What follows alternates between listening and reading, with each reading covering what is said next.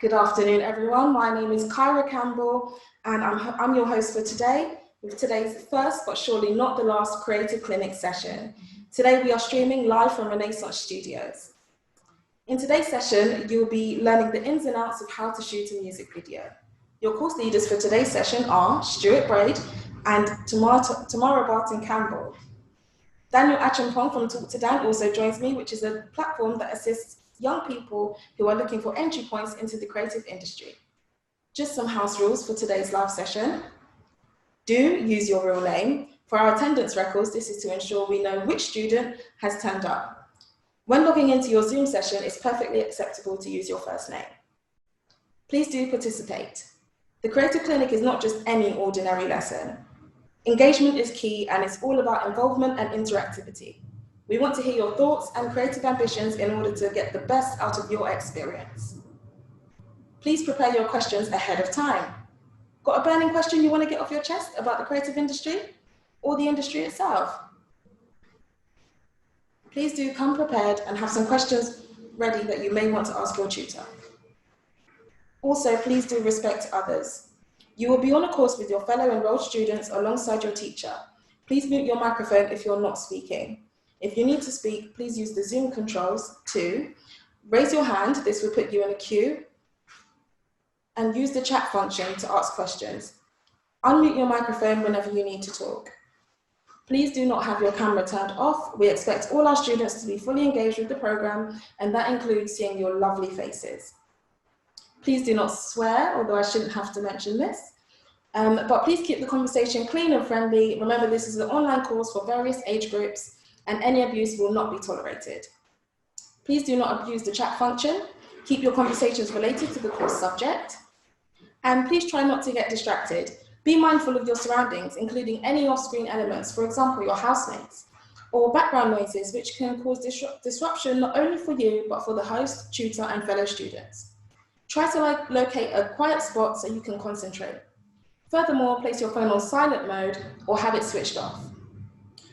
Please do not screen record, take screenshots or pictures of the lesson. Unless specified by your tutor, screen recording or pictures of any kind are prohibited for privacy reasons. We will share any presentation decks after the lesson for you to keep for your own copy. So I think we'll get straight into it. So hi Dan, thank you for joining me at today's Creative Clinic lesson. So yeah, I think we'll just get straight into it. So if you can just tell us, what is Talk2Dan and how did you get started? Talk2Dan is a platform that helps young people, 16 to 25-year-olds, break into media through recruitment and consultancy. So essentially the recruitment side is all about getting young people into jobs, into work experience, into freelance roles. And then the consultancy side is looking into the problems that young people actually go through. So we're looking into, how to freelance or interview technique, application technique, CV techniques, or how to maximize your online presence, which is really key. So these are like the life skills that young people need to actually break into media. And essentially this is all kind of being built through my personal experience because I was going through those essential problems. Of course, yeah. So so that's literally what Talk2Dan is. And trying to actually go forward, we're trying to work with brands that young people associate themselves with. Oh, that's so lovely. So what are some of the key barriers that basically you found you were stopping young people from getting into the creative sector? What did you find that people found difficult when trying to get into the creative sector? I think in terms of what young people found difficult is knowing where to look. I think that's always been one of the biggest things, especially even when I started in the industry. I didn't know names such as Tiger Aspects, and all these creative names. I didn't know studios. I didn't know who was recruiting and all that sort of stuff. I didn't know where to look, essentially. I was into film.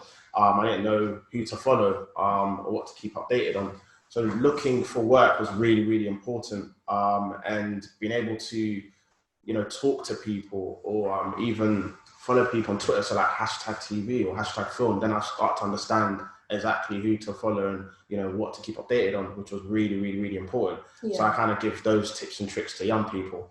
Another thing is feedback. And I think obviously this has been going on for years. Feedback is really, really important. You can apply for a role at a company. We don't get feedback. We get generic feedback. Yeah, and of course, you can't give 800 young people feedback. It's hard to manage, of course, especially when you've got like 2 people just actually looking at applications. But I think going forward, what you can do is actually run events that could help young people improve application stage. So you can look at applications that came in that year and then see what young people could have improved on and have sessions on those problems that will actually allow young person to be like, okay, I can take that away. Maybe I should have done this correctly or done that correctly. And then it actually makes it easier for the young person to actually get to that next step and be successful. So they know where they're going wrong, essentially, because sometimes they're just going to be not knowing what they're doing wrong. That's true. Yeah, definitely help a person to progress within themselves. You know, that would be really awesome. Exactly. Would you say that there is a clear pathway into the creative industry from your perspective? I wouldn't say so. It was tough now because when I started out, you know, I saw cameras, I saw someone directing, I saw someone holding the light, I saw someone do makeup, I saw so many different things, and I was like intrigued. But I was like, what do I really want to do? Where's my passion lie? So one of the biggest things is core offering. You know, think about your core offering, think about what you consume, which is really, really important. So I consume sports, news, documentaries, and that's what helped me to understand, you know, what I want to get into, you know, and allow me to actually understand where I want to start my career in media and where I actually want to go. So once I was really understanding that I was more practical than theoretical, then it made it easier for me to choose that I'm on the practical side of things. So I want to hold a camera and film. I want to be on the set and direct. I want to, as much as, of course, you know, if you're a director, it doesn't just mean you're going to be filming and just going to be, you know, on set, shots, angles. No, certainly. You know, you're going to have to be in a production house. You're going to have to sit with the producer. You're going to have to, you know, write up a treatment. All these things. So you've got to have some admin skills as well, because you've got to learn invoicing, you've got to learn admin, you've got to learn everything. Yeah, you've got to learn how to write emails, you've got to learn all these things. Like, so, you know, I wanted to be a jack of all trades, but maybe for me, practically, being practical, I was just understanding that, you know, I'm good at filming, I'm good at directing, I'm good at coming up with an idea on paper and actually just projecting it, getting out there to an audience. And that's exactly what I wanted to do. So, you know, being theoretical, practical is what you need to choose, what you need to understand. Yeah, that's true. And that will really help you sort of get in that clear pathway. Yeah, certainly. That's definitely some, you know, individually we all need to work on. Yeah. I think that'll definitely help you to realize your dream and realize your goals and try and take it that one step further. Yeah. Definitely. So just, you know, a little bit for our audience, what advice would you give to aspiring creatives who would like to get into the creative sector? I think if you want to get into the creative industry, know that you actually want to, just don't think, oh yeah, you know, I'm just going to do lots of different things. You're going to have to be like a jack of all trades. You're going to have to do things that you're not going to, some things you're not going to love, some things you are going to love. But really, most importantly, like, understand what you want to get into, have an idea. Some people may not have an idea, you know, like they might be like, okay, I want to get into the film industry, but I don't know where to start. And that's where the whole thing I said about the consumption. What do you consume? You know, for example, the gaming industry is really big right now. Maybe you are consuming stuff on YouTube, so you want to be a gamer, or maybe you're doing stuff on, you know, YouTube and you want to be a makeup artist and you're seeing all these tutorials. So know what you want to consume, and then that's where it gets a bit easier. But the willingness to learn is really important. That's one thing I really drill to young people. Like, if you really want to get to a stage where, you know, like, you're going to get bookings, you're going to get repeat business, you're going to get people wanting to use you all the time, you have to really show that you're willing to learn. Like, when I was at companies, and still to this day, you know, when I go to companies, I show that, listen, I want to be able to be a repeat booking. I want to be able to be booked in again and again and again. And willingness to learn just comes from, you know, I was maybe not doing nothing at work, and all my stuff was completed, but then it's just a matter of actually, let me look at tutorials, let me plan for the next day, let me think ahead, let me demonstrate initiative. And the producer, my manager, would think, you know what, Dan's going the extra mile, you know, that, and this is what he is actually trying to do. So willingness to learn is really important, and just use your initiative throughout the day. You know, if you don't know what to do, there's always something to do. There's always something to do. That is true. Yeah. In the company, or if it's planning for a shoot next week or the end of the week, you know, you can always give extra hand at work. Of course, of course. Have you seen that with like some of the young people that you work with, that, you know, they kind of they want to get started into doing something in the creative industry, but then they feel like it's a bit overwhelming, you know, it's a little bit too much and stuff. Have you seen that? Yeah, I have. Yeah, like, I mean, a lot of young people want to get into the creative industry, and it can be overwhelming because you know, there's lots of different sectors that are saturated, you know. Yeah. And I always say this, you know, as much as you want to get into filming, or you want to be a graphic designer, or you want to be an animator, or you want to be a makeup artist, what makes you different from other makeup artists? What makes you different from other animators? Because you've got to think about your USP. What are you bringing to the table? You know, so for me, when I was in these companies at Sky and small companies, and I was, you know, what I brought to the table was, I was one to stay back late sometimes. You know, I was one to come in a bit earlier. You know, I was one to that little bit of extra effort. Yeah, and I'm a bit not nitpicking, but I have this crazy attention to detail where you know, we would all double check our work. You know what I mean? And it'd be like, Dan's the guy that always double checks and just has that attention to detail. You know, like say we're creating a poster, for example, to go out on air on TV, because our stuff all went on TX on air. We would all have to double check each other's work, and I'll be like, oh, you know what, bro, you know, like, that needs to be like changed. You know, that's not aligned properly, or you know, this, you need to like make that letter, you know, that T needs to come this, and I'm just like that. So perfectionism. Yes, I was just going to say, do you call yourself a bit of a perfectionist? I can be, but it's not always good. It's good in some situations, because sometimes what happens, if you're too much perfectionist, you can sometimes delay on deadlines. You know, you might sit on work and sit on work and sit on work, and you're like working on a deadline. So like, you have to just know how to, you know, have that attention to detail, and then that's what sort of made me, you know, separate from everyone else. Dan has that attention to detail. He thinks ahead. He has that initiative, and people have to tell you that. It's like, you see it, and then they're like, yeah, you know, that's why we want to keep bringing them back. So that's sort of what people need to think. What makes you different from the other person? You can be a makeup artist, but what makes you that different from the other person? That's true. I think that is definitely vital. Essentially USP, How to stand up from a crowd, you know, in something that you're doing. That is awesome. Thank you for that. And for anybody that is watching, how would they get in touch with you, and how do they see a little bit about what you do? So Talk2Dan, you can get in touch with us via our socials. So it's talk_2_Dan on Instagram. On Twitter, it's talk2dan_, and Facebook, just Talk2Dan. You can also go on our website, talk2dan.co.uk.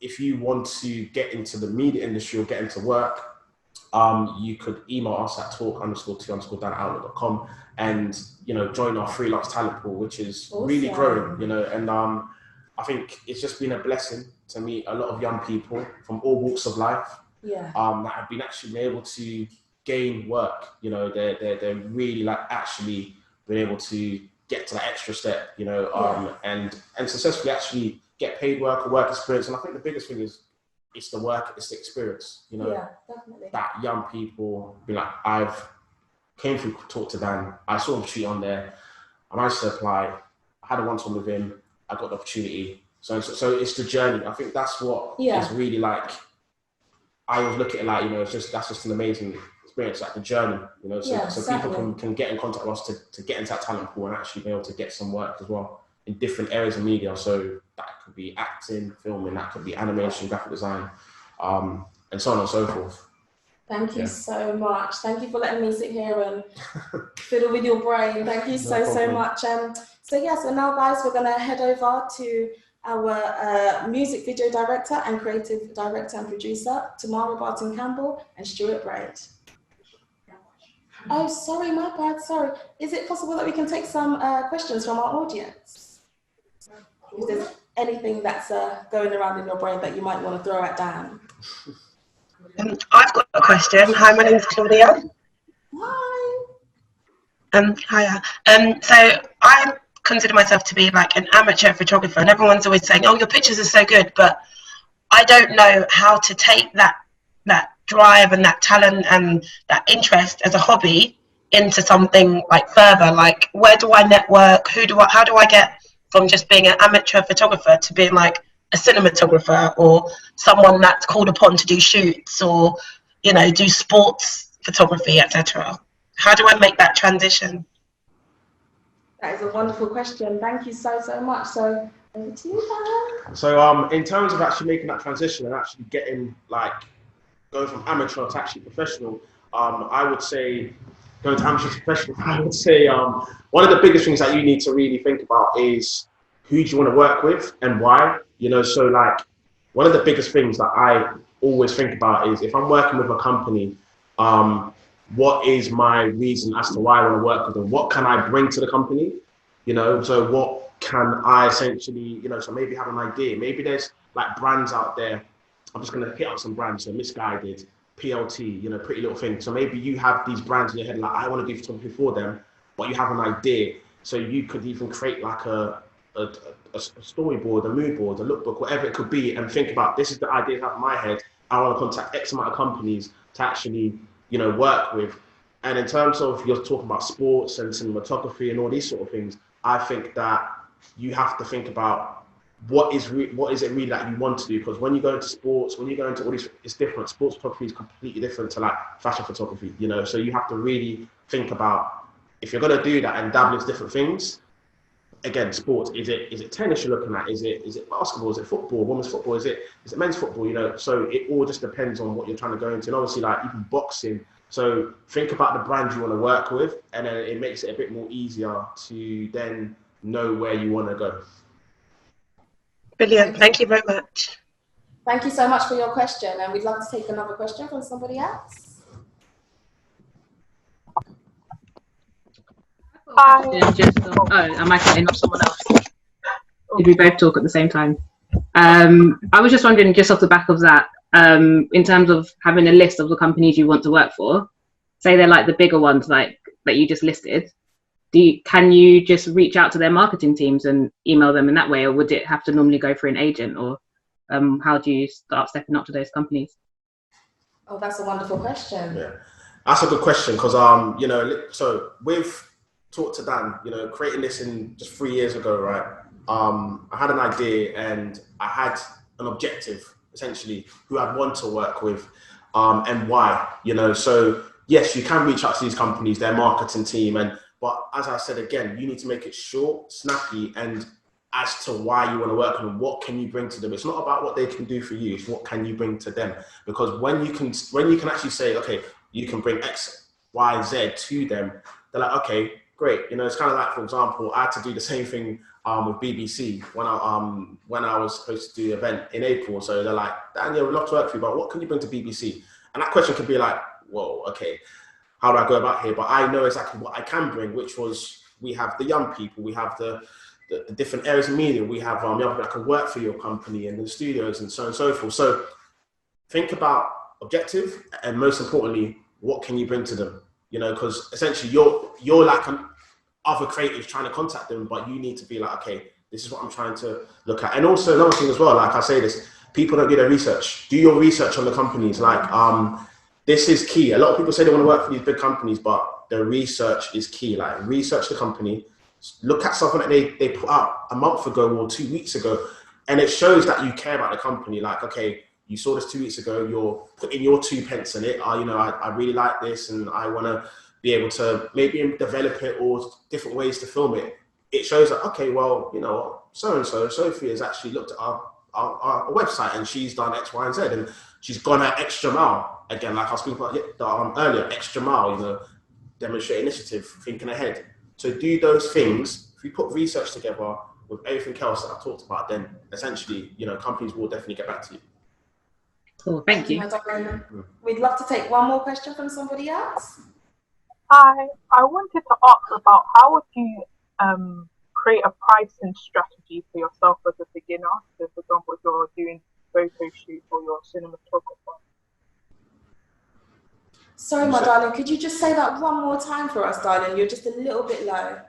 I wanted to ask, how do you create pricing strategies, or like pricing for yourself as like a beginner? Yeah. Oh, excellent. Cool. So yeah, so with the pricing strategy, I've been asked this many, many times. You need to search the market. That's where it all starts. I mean, with Talk2Dan, it's recruitment and consultancy in media. I've kept it like that because media is what I know, and it's niche. I'm not trying to do finance. I'm not trying to do X, Y, and Z. So know your market.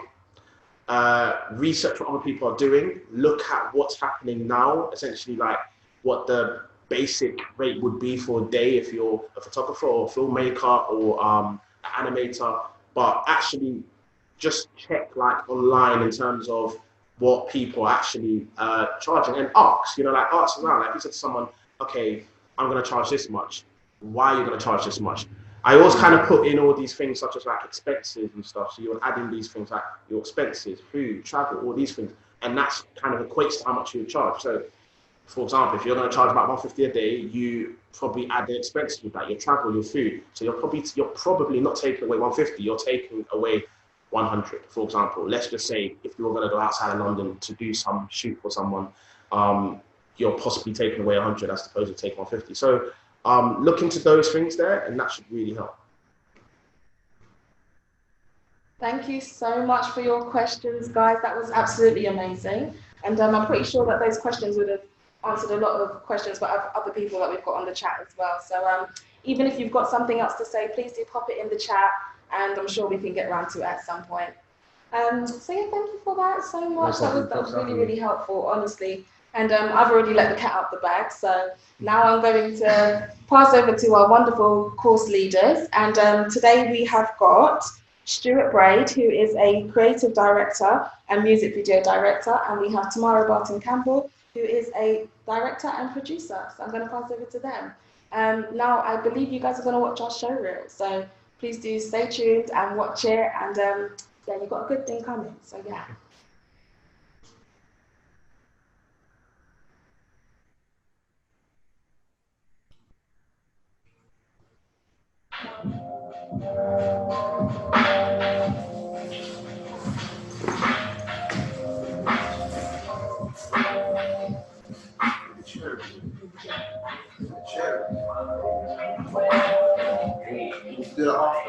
Yeah, I think you can do the chair. Do the chair. You can do the chair now.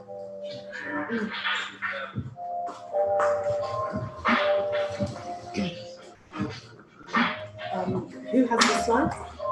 I've got something up here that helps.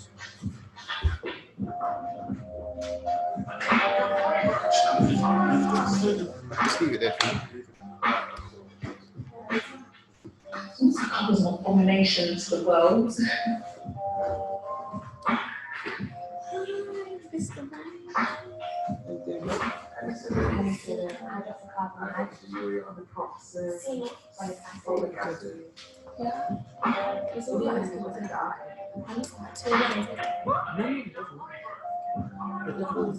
You're good. Yeah.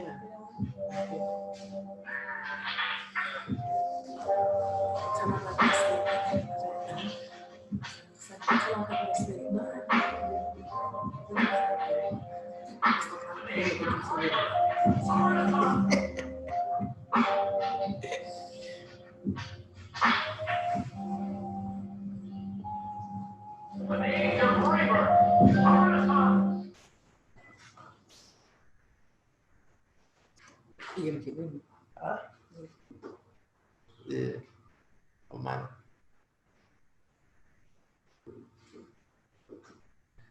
Wonderful. So, guys, I'm going to hand over to Tamara Barton-Campbell, who is our who is a creative director and producer here at Renaissance Studios. And yeah, Tamara, just tell us a little bit about what you do. So I am a producer. I've been a producer now for the last 13 years, roughly. And that's working across anything from commercial films, feature films, short films, content, just content, I guess, in general. And then I started, I would say, directing more roughly 3 years ago. So when we first started up Renaissance Studios, just because it was a smaller team of ours, and it just made a lot of sense that we would then do a lot of things in-house. And then, yeah, that's kind of how I started out, just working with companies like RDF Media, worked at BBC for a little while, worked at a company called Salt Television, worked at a company called Toast TV, so all food-related companies, and then decided 3 years ago, actually, I wanted to start Renaissance Studios, and starting Renaissance Studios was a really good way of me being able to get a team together and to work on a lot of productions that we decided we cared more about. So just tell our own stories. Awesome. So yeah, I'd like to get Stuart involved in this conversation as well. So Stuart, you know, you've been around town, so please let us know a little bit about what it is that you do. So I'm Stuart Braide. I'm a director and a video editor. I've been shooting music videos for quite a while. So I've been working seriously for running my own business for like 3 to 4 years now. But I've been directing, I've been paid for my first ever music video like probably 8 years ago. And then it's just developed from there. And then from there, it just grew into short documentaries, longer format content, creating content, some working on feature films, some TV jobs, and a lot of commercials, and it just branched out from a lot of just music videos in general. Awesome. But, yeah. Thank you. So obviously we know that you guys are here to learn how to make a music video. So I'm going to pass over to our course leaders so that they can pretty much dive straight into that and tell you guys exactly what you came here for. And fill your brains with some good knowledge. Awesome. I think what a good thing to do just to get a little bit of participation is if you guys can just send us a list of some of your favorite music videos, because if you send us some of those, then what we can do is analyze those and give you an understanding of what we think the budget is, or where it's located, how they would have shot, how many days they would have shot over. I think you can send that directly just in the comment section, and then we can go on with that. Could somebody else get me a slide as well, just so I can have a look at it, please? The couple of things that we're going to go over today is production. We're going to go over the budget. We're going to go over the concept, your team, which is really important, the actual shoot day, post-production, and also the final delivery. Final delivery is very important. Always chase you for that too. always. So let's start with what's the concept. So generally, for me, if I was to work on a music video, generally would get a briefing. If I'm going to be quite step by step. So if some people have any questions, feel free to send the questions in now, and we can analyze those as we go. But for me, what would generally happen is I would get sent a concept, and that concept could come from a record label. It could come directly from the artists themselves. And then you just basically, you break everything down. So you look at what that brief says, you break down the whole thing. And then I think you would kind of section everything off and think, actually, is this something that we can shoot? And then you want to look at the budget. And then you want to look at the concept again. And then you want to look at the budget. And then you want to look at the concept again. So I think it's really understanding what that concept is. Where are the locations that everybody wants to shoot? What is it, the story that they want to tell? And something with regards to Renaissance, if you're sending us something, it's always about the story.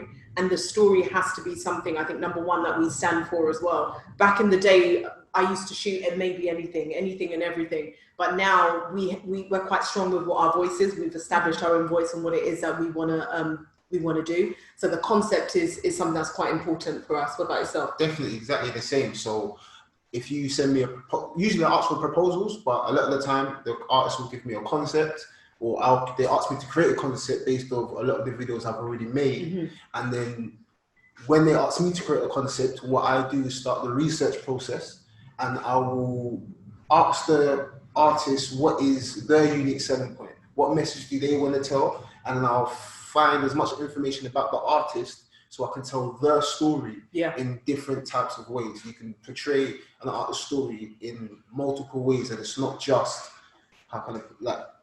you could be as creative as possible with their marketing and their image, and as long as they're brave enough to venture out to new things and they give you the room to actually explore new things, that is amazing. But understanding your artist as much as possible and what they're trying to say, as well as entwining that with the music. Because as you've seen already, there's some music videos that have nothing to do with the actual song, and they stand out the most. Absolutely. So it all starts with a concept. Absolutely. And I think because I have my producer hat on all the time, whenever I see a concept, I always thought money is the biggest thing for me. Is how are we going to do that? If we had to cut corners, how are we going to be able to cut corners but retain the same quality? Of course. And often you can't cut corners and always retain the same quality. And then also thinking about time as well. So you're always going around back in a circle of what actually is really important. And that's why when a lot of people come to us and say, oh, can you shoot something for us?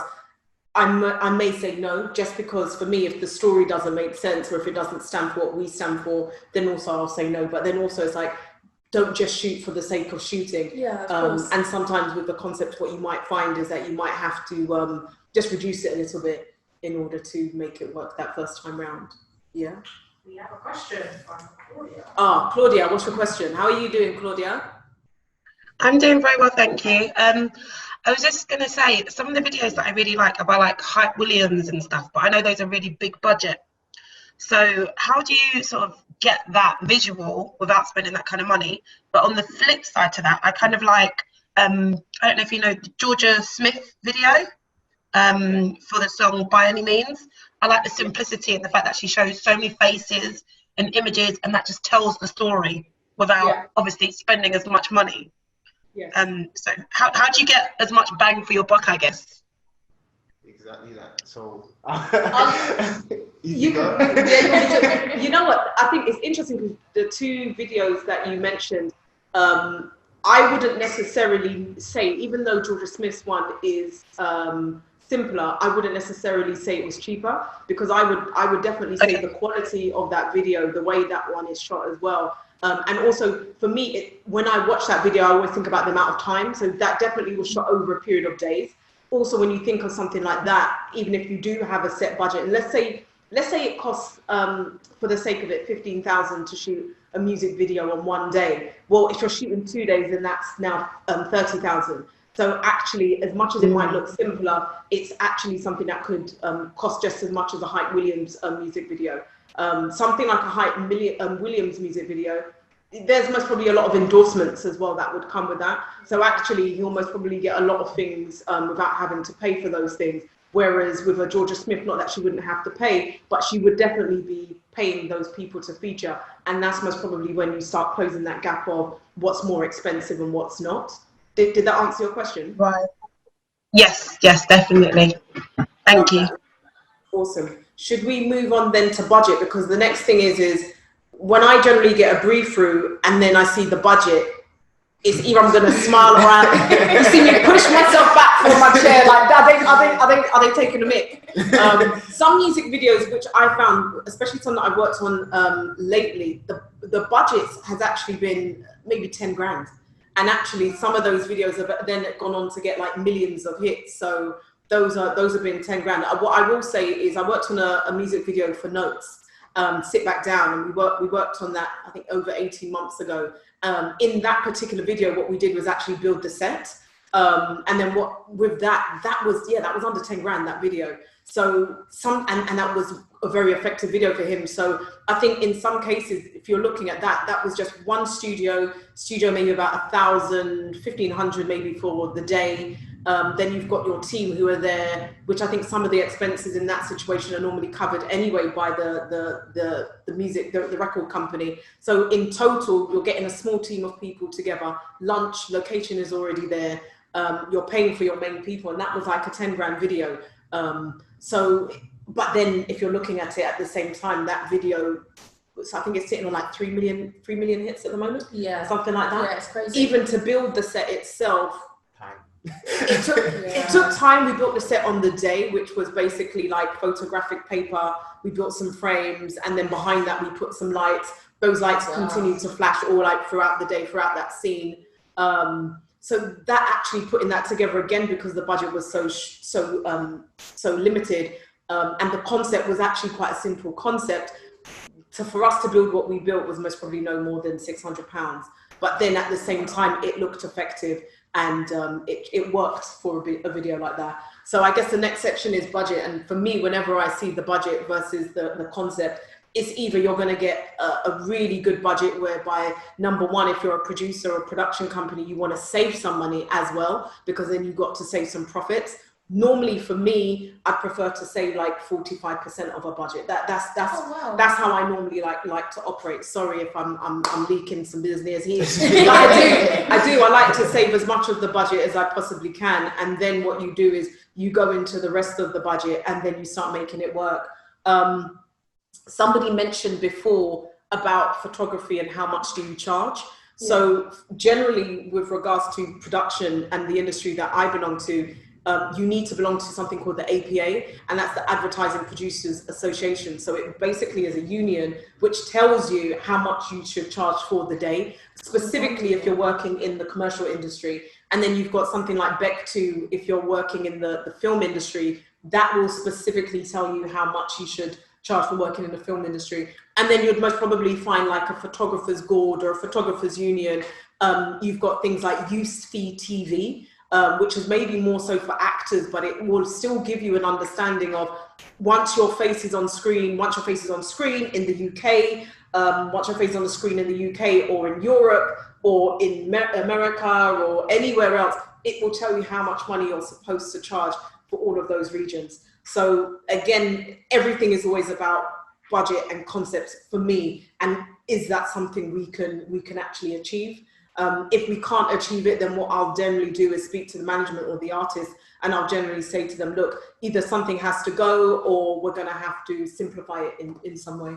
That is the difficult question I always have to have, because when I traditionally write the tributes myself, sometimes they'll say they've got this budget available and I've taken the creativity out of this world and it's now, what can you physically afford? And then that's fine, but you have to lose scene 4, 2, and 6. And I'm happy to do that with your budget. And it's finding that compromise and finding that relationship and back and forth. Like, it's always going to be a back and forth with the artist and the client. It's never just going to be one way or one fee. Like, you constantly have to be in communication with them, and you have to come to some agreement, because as much as it's their music, you're an artist as well, as a director, as a storyteller. So you have to be able to, this is also your baby too. This is also your way to set the tone for your work. Absolutely. So as Tamara said earlier, sometimes if this doesn't fit the remit or where I want to see my work in 5 years or 3 to 5 years, I might not have to take this job. I have to look for, or I'll take something else. But it's understanding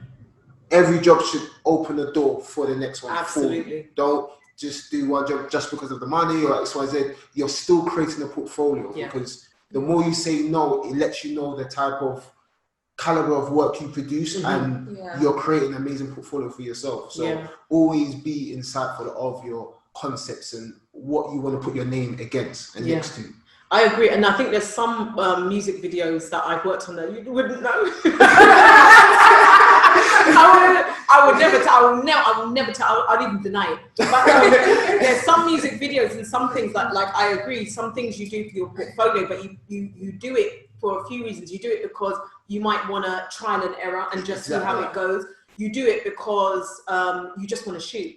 You know, you do it even maybe to make the money from that one to then do the next thing, or to make the money to buy your equipment, or to, do you know what I mean? And in the beginning of shooting music videos or the beginning of producing, you are always thinking about how you can be better. How can you better yourself? How can you be the producer? That was one thing me and my friends, so I worked on the Intent, I worked on the Intent 2 here and in Jamaica. And that was one of the things they always said was, oh, you're the producer.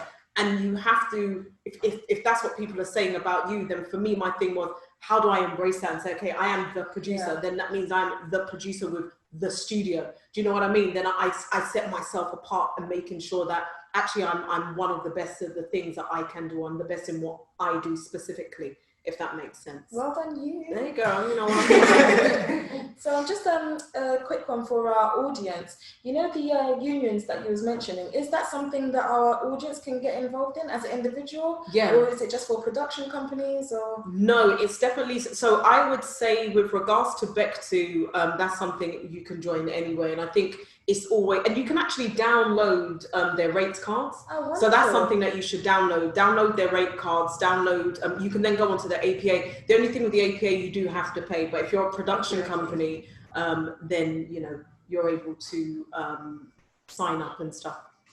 We have a question from Claudia. She's asking about, I'm interested to find out where you can get good places to hire recording equipment from. Oh, that's an excellent question. This is amazing. So with a lot of my productions, I make do with what I have, but with my network, you can go to Fat Llama. Yeah. They do rent you, a lot of female filmmakers rent their equipment out, and you get various rates for the same equipment anyway. So as long as you know what you're using and equipment you're going up for, Fat Llama's one place. There's a lot of hiring companies.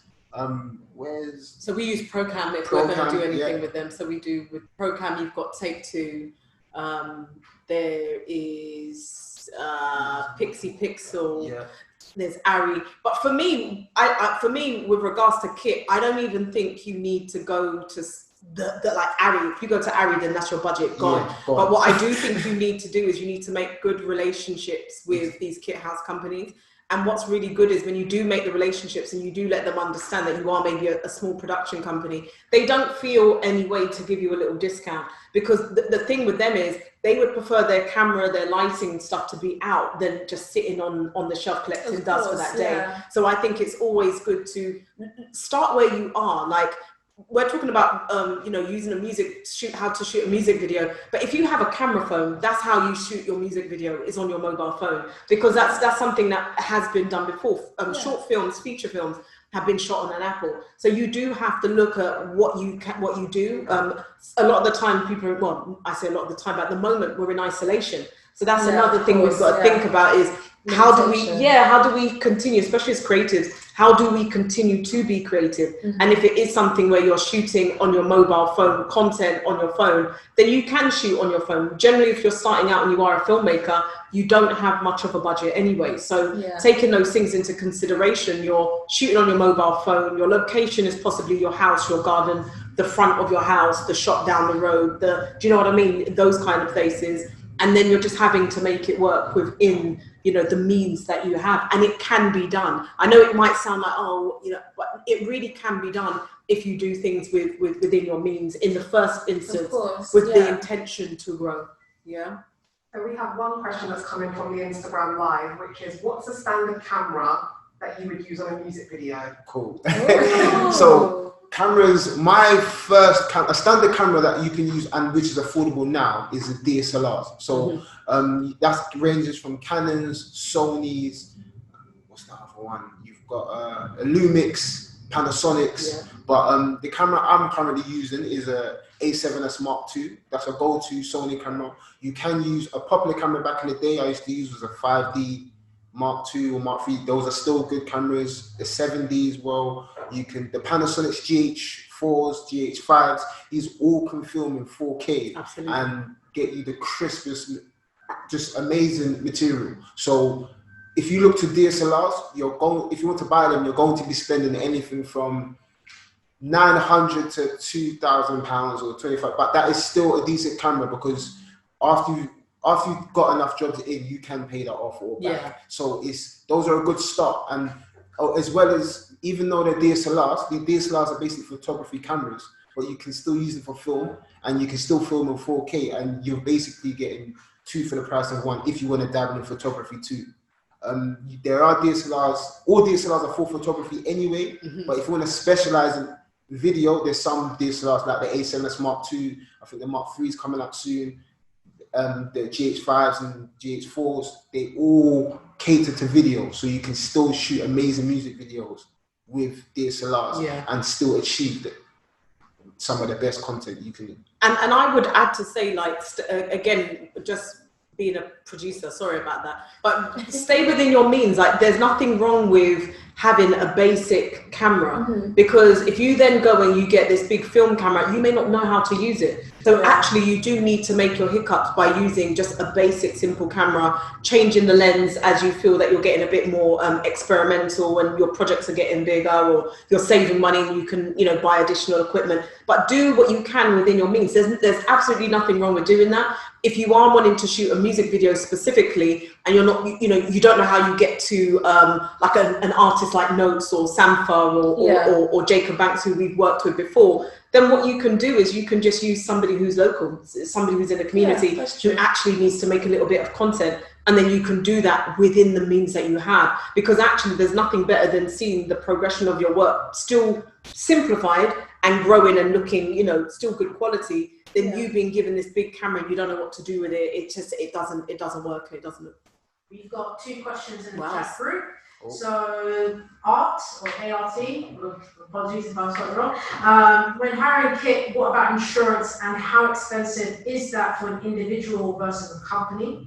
So when hiring kit, again, it goes back to your camera. So if you're renting a DSLR, there's no insurance on that. You wouldn't have to kill yourself to, like, any camera over, let's say 10 grand, that costs over 10 grand, or let me go as far as 8. You won't really have to pay insurance if you're going through Fat Llama or certain companies, because that's a cost that they should cover themselves if they're already renting it out. They will put those fees inside your rental fees if they rent it enough. Whereas if you go any higher than 10 or 11, that I tried to do a few projects ago, you have to get insurance. And if the project is that big, that you have to put that in the budget. You can't be expected to use the biggest of cameras and you can't protect them if anything goes wrong. So this is why the client and you needs to go back and forth over that budget, making sure not only, because these are what you would consider hidden fees, but unless you have a producer working with you, they will highlight these things for you. But again, if you're by yourself, you're not going to really put insurance into the budget. You're just thinking, I need the models, or I need the car, or the location, I need the camera. No, you still need catering. You still need, if you're hiring a location, insurance for the location, insurance for your camera, insurance for the lenses, insurance for the people on set. I don't know if you've got any stunts. But again, that goes back to... And the thing is with me, again, I've heard some horror stories, about what's happened on set. So for me, you need to be insured. It doesn't make sense. Like the difference is a smashed camera or someone dies on set. That's really the difference. And you can't really cut that corner for the sake of you just really want to have a really nice video. Remember, everybody who comes to set on that day, they're all strangers.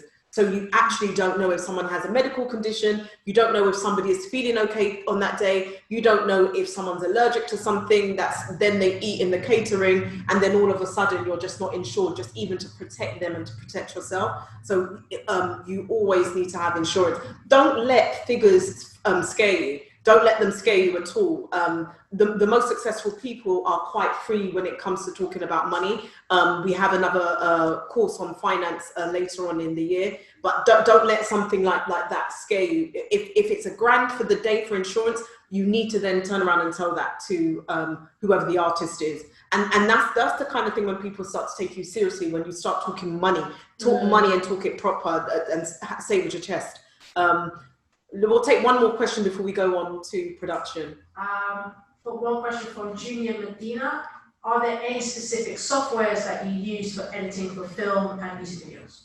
We're about to get to that in the later slides, but yes, there are specific software you can use. So for short format, a lot of people use Final Cut, Premiere Pro. You can use DaVinci. As far as I'm concerned, DaVinci is free. You can get DaVinci for free. You can edit in DaVinci. A lot of people are using that to edit. Long format, TV, feature films, you can use Avid. Short format, again, there's Sony Vegas. It's an old school format, but you'd be surprised. Some people still use the oldest software to edit some of your amazing productions. There's iMovie, there's loads. And if you own a Mac, there's loads of applications in the Mac as well that can help aid you. Even if you don't have Adobe anyway, it's just you have to do the research and find what you're able to use in this moment to get you to what you need to use later on. And also, if you've got Adobe and you're a student, you actually do get discounts. You get a discount on the package. And you have to be able to hustle it. You must be able to get a discount, or but you buy it with somebody else, and then you just kind of split that membership, so in that way you can use it when you like. So what is production? Production is most probably our next slide. Yes. And what is production? You tell me what you think it is. I'll tell you if you're right. My definition of production is, how can I put it?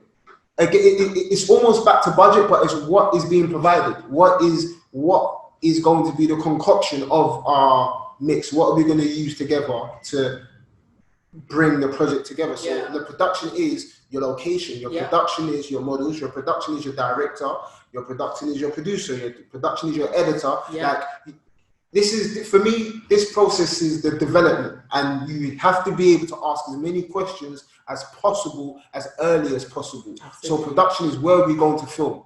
Where is it going to be edited? Who's going to film? Who's doing the editing? How long is it going to take to edit? Do we have contingency days and date if anything goes wrong? Is the deadline? How are you with deadlines? What camera we're going to use, equipment, location, crew, props, who's going to be involved, when is your deadline, who do we need to get, like, what are the deliverables after the edit's being done? So you might have the music video done, but they'll be like, cool, that's fine. Now we need another 12 promo assets and you're thinking, that wasn't in the budget. Exactly. And I would go back to with that and say, production then can change. Yeah. Because now you turn around and you say, oh, actually, as the artist wants a specific DOP, a specific director, specific. Then now you've just eaten out my whole budget. And actually to do the actual video, now we're talking like minimal. So we've got everything to do a Hype Williams, but now actually because you want Hype Williams, I'm going to have to give you that Georgia Smith video. Do you know what I mean? Because actually all the costs are now being designated wherever they need to basically go. So it's not that the video isn't going to look quality, the video is going to look amazing, it's just we're going to have to simplify it. We might have to call in friends and families to do some of those shots. Do you know what I mean? And we're not paying them the equity price, we're giving them a little change. So then they're all right for that 1 hour that you've got them. Another thing as well is how much it takes to film a music video isn't the same as how much it costs to sell it. Yeah. So always discuss marketing too, because some people think that is your responsibility. That is a complete another job role. And if you take it on, make sure you put it in your budget too. Absolutely. Because it's same with the film industry, longer formats. What it costs to make a film isn't what it costs to sell a film. If anything, it doubles, triples. It gets ridiculous. But the more, again, part of production, ask as many questions as possible so you know where you stand working through the production. Yeah, and to add to that as well, because I think what's really important from the producer's perspective is making sure you have your agreements up front. So even if it's just a basic, like, so my thing is you can definitely get agreements online. So just like a simple release form or a basic agreement, or just write just a template, or just write one up. Anything that basically sets the precedent of what you are going to be able to provide for the artist. Just something very simple. This is what it is you want. This is the time we're starting. These are the things that we're going to be delivering you. Do that, because what will happen through this process, I mean, you're not going to, in some cases it may take, you might know today and you're shooting Monday, you're shooting Wednesday. Some cases, you know, Monday you're shooting in a couple of weeks, or you're shooting the Friday. But whatever that process is, things are going to start changing. Things are going to start taking shape. And then some of those things that change will have a time effect, which means it will have a cost effect. So you make sure you have your agreement, even if it's the simplest thing. Oh, we're just going to go out and shoot a basic scene. Just have some sort of agreement in place, or be open to being flexible in those cases, because then, you know, you might not mind giving a little extra time if you know they don't really have the budget, but ultimately this is going to really look good for my portfolio. I'm really committed to this project. Let's just do it. And if you're in a position to make contracts and agreements, don't be scared of them, because they protect you as well as the client as well. Because once you both agree on this is the time I'm giving for the project versus your budget, and vice versa, that you won't have any issues moving forward, because it's not, you both know where you stand. Don't be scared if someone puts a contract in front of you or an agreement in front of you. Just make sure you know you can honor that. And that is the moment you speak up if you know you can't, or they need to provide more budget, or vice versa, or more time. Absolutely. If it's not budget. And it's most probably, I would take somebody more serious if they turn around and they give me a contract on agreement up front to say this is what I want, because actually it shows your commitment level, and it shows that I really need to up my game, as opposed to not. So in my case, we would shoot with agencies will come and say, look, this is a production that we have, would you be interested in do it? But so will Joe Blogg's Tyrone from down the road. He'll also come and say that he manages an artist, and these are the kind of things that we want to do. Are you able to fulfill that? So with those things in mind, we have to basically be flexible across the board to say, yeah, absolutely, we can shoot something with this unsigned artist, as much as we could say, yes, we can shoot something with this signed artist, but this is still the agreement. These are still the steps we're going to do. And also, just as a producer, there's always space to make more money. Like, ultimately, you're doing this for a purpose and for a reason. The more finance you do make is also good. But for me, if we're going over time, if we're extending the days, if you're not fulfilling the side of your budget, I mean your agreement, then there's a financial implication for that, and that just goes back into the pot. Awesome. I've even got a question to take from the chat. We got a couple of questions. So bear with me, guys. So we have Odette, who says, how do you come up with the treatment?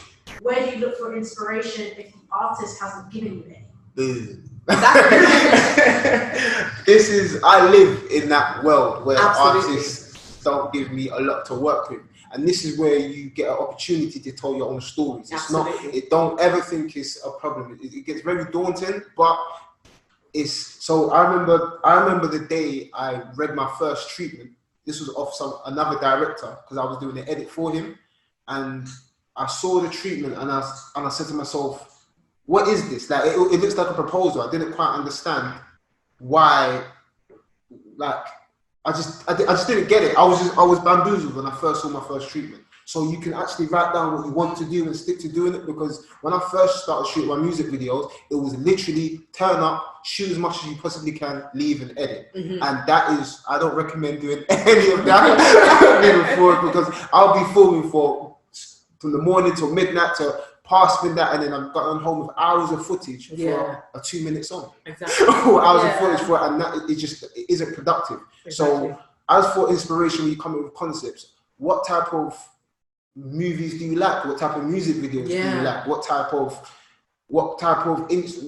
podcasts do you listen to? What type of magazines do you read? If you do read magazines, what type of books do you read? And then you can literally merge a lot of the stuff of your inspiration. Or what type of stories would you like to be seen, and you tell them yourself. Absolutely. So, and you can tell these stories through the artist. And of course, there's going to be a back and forth, because the artist hasn't given you anything to work with, and then they might feel this feels a bit too wild, or this is outside of my comfort zone. But that's where you find a happy medium. Yeah. You make sure, even if you may not be telling the stories you want, learn something on that job. So teach yourself composition, or a new way to film, or be as creative as possible with the cameras you use, or if you use a camera or not. I've seen a lot of amazing TikTok videos, and it's minimal editing, but a lot is done in camera, and that's what's important about production, because you don't wait till the edit to do the amazing stuff. No, don't do that. You film an amazing concept first, and the technology you have enhances what you've already filmed.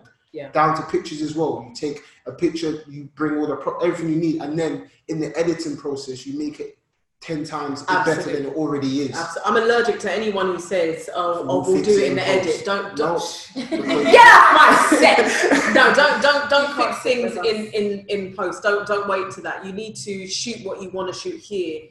Again, when you're doing it in post, it should complement. It should add to the creativity. Yeah, but don't all of a sudden you need to see like a something appear behind you. No. Ain't no green screen over. Literally. I hope that answers your question. We have a question from Laurel. As a producer, is it your job to have ideas with makeup and wardrobe in terms of looks for a shoot, or is there a team you liaise with telling you ideas and you incorporate? So that normally, that's a good question. You know what it is? It also depends on what type of producer you are. Yes. So some producers, in my history of producing, don't mind just being more like a production manager. So you're basically getting told what to do, and you just do it. So and it's fine. You don't need to tap into any creative side. That's not an issue at all. Some people want to be creative producers. So that's basically when you've shot your 100th video or your 100th project, and now you become very opinionated because you've done this thing so many times now. Yeah. You've got the results, and now you might say, well, actually, why don't we do a bit of this, or why don't we do a bit of that? Mm-hmm. And that's when it doesn't matter if you turn around and you say, this is some advice with regards to the creative. But also you have to be mindful not to step on the toes of your director, because your director, and as well as the artist, if they have quite a strong concept, they actually don't want to hear from you at all. Even if you are a creative producer, even if you have directed something, they don't want to hear from you, because you have to remember the telling of the story comes from your director. Mm-hmm. Unless there is no director and you come in as a creative producer to do that role, you want to always honor the person. And generally, when you're working with an artist, if we're speaking music video and you're working with an artist, they may have some insecurities that they have already discussed with the director. So there's loads of conversations there of how to shoot me, what to avoid, Exactly why I want my makeup bright green, not orange like you've now suggested because it's the color of the year. It's like they're very specific about what it is they want because they've already discussed it, and possibly before the producers even come on board. One final question is from Rhiannon. What paperwork do you need to have to protect yourself, make the music video possible? For example, treatments, contracts, talent release forms. What should these things include? Thank you for that question. That is Yeah, actually vital. that's a really good question. I mean, what do you need? Yeah, you need all of those things that you said. So you definitely need a release form for anybody who is coming on set. So the first thing I would say is all of these documents are available to download for free online. So you could just say, release form for music video. What I would then say is to add value to that is you want to tailor it to your project. Exactly. Don't think these unsolicited documents that are there are going to protect you. They're actually not. What makes them, because I watch a lot of Judge Judy, what makes them valuable in the first place is the fact that you've agreed on them. So that's fine.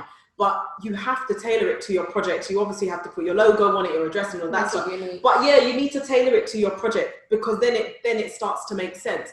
Oh, this girl XYZ is doing blah blah blah, whatever it is. But you have to put those things into your agreement and make it make sense.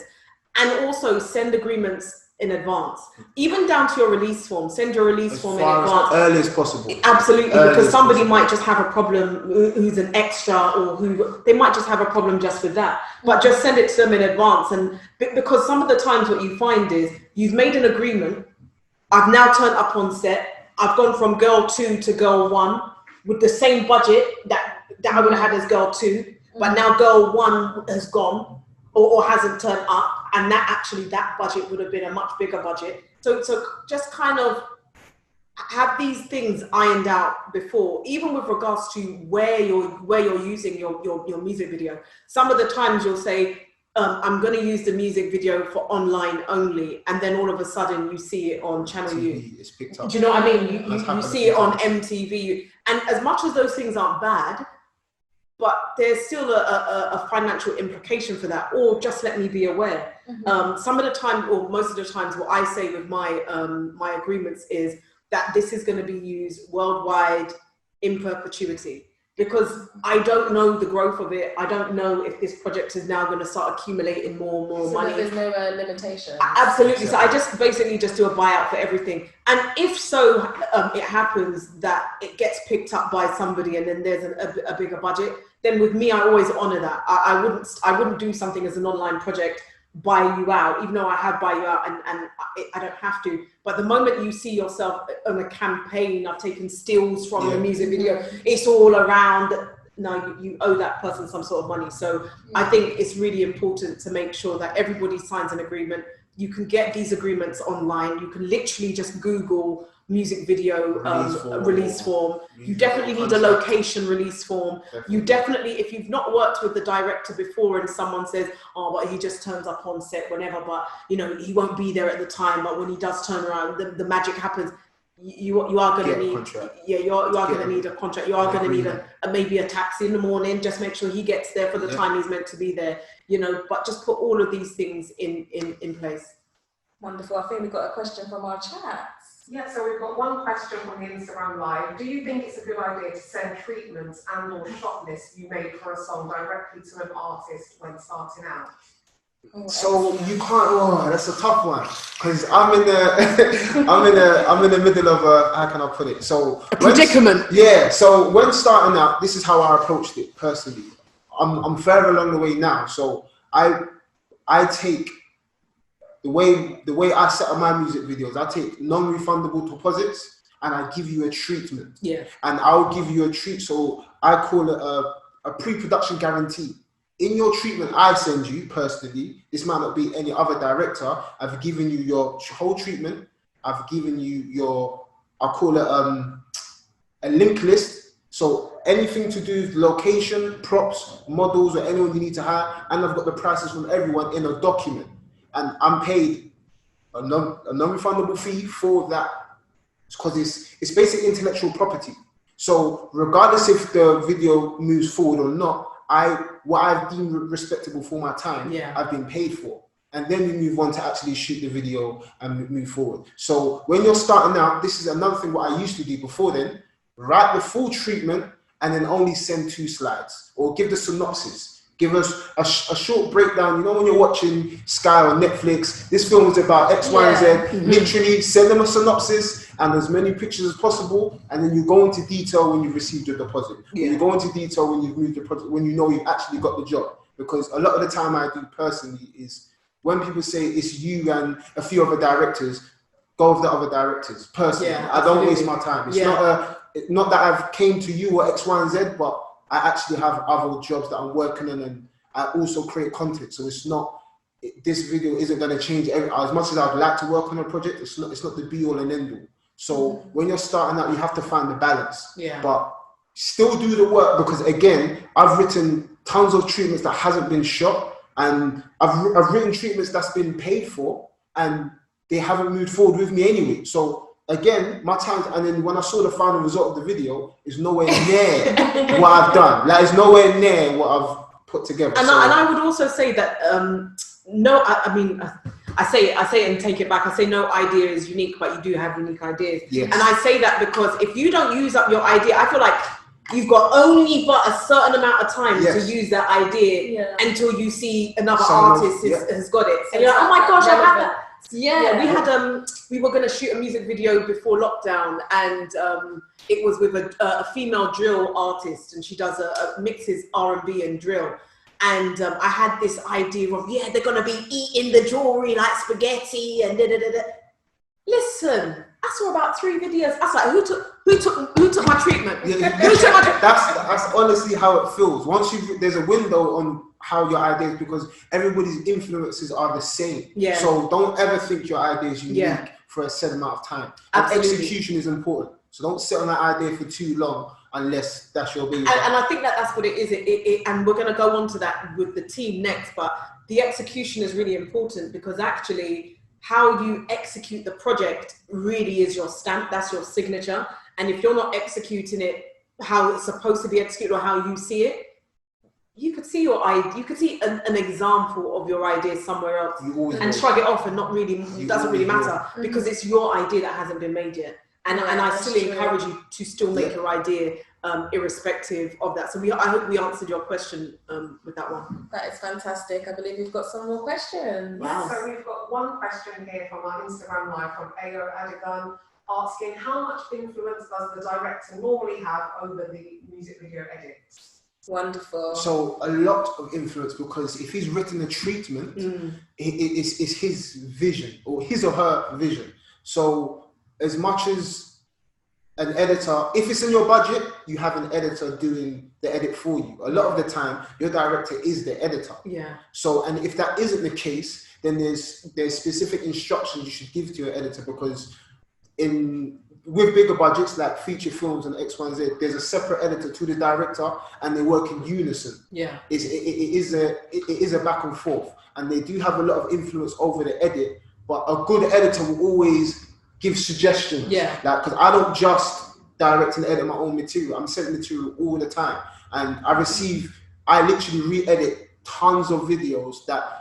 The videos weren't even bad, it just wasn't to their liking. Or a client has seen, I like the way you've edited this person's video, amazing footage, but I want you to do the edit because I've seen you edit it this particular way. This is your editing style. Of course, and that is where, if you can find an amazing editor, they'll have a good influence. But a director does have a fair amount of say creatively over the edit, unless you've, in the outset, before you've gone on to do the project, you've let the director know this person is going to do the edit. You've designated that. What I'll add to that before we take another question is, so the next section for us is really your team, and that really is the thing that defines everything else. So people generally, when they are shooting or they are directing or whatever it is that you're doing, your team is actually really important. So never think that you're disconnected.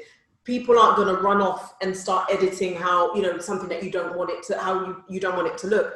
They're always going to take instructions from the director, or they're always going to take instructions from the producer of the core team. So never think that you're going to hand your footage over to someone and then you come back with something completely different. They'll always want that instruction. And that's why actually having a core team of people who can execute your vision is also really, really important. And again, that's something you find through trial and error. And the reason why we work often with Stuart is because we've had that relationship, and now we understand how it is we're gonna work. And often there's many things we don't do on set, but I think there's some things that you should do on set, especially if you don't know the process. Once you understand the process, and that's the process by running your own independent production company, or it's the similar process, and it might be a bit more thorough, but there has to be a process of when you go and work for Channel 4, or when you go and work for a production company, or you go and work for any other client. That process that's still expected, whatever it looks like. I mean, I've worked with many people. I always chase directors for a shot list. Can you give me your shot list? Just so I know how we're supposed to shoot it. Manage the time of the day. Absolutely. When you have a shot list. Yeah, and I think on some productions, like if we work together and we're doing stuff, I don't do a shot list. I'm sorry, but I'm not giving you one. But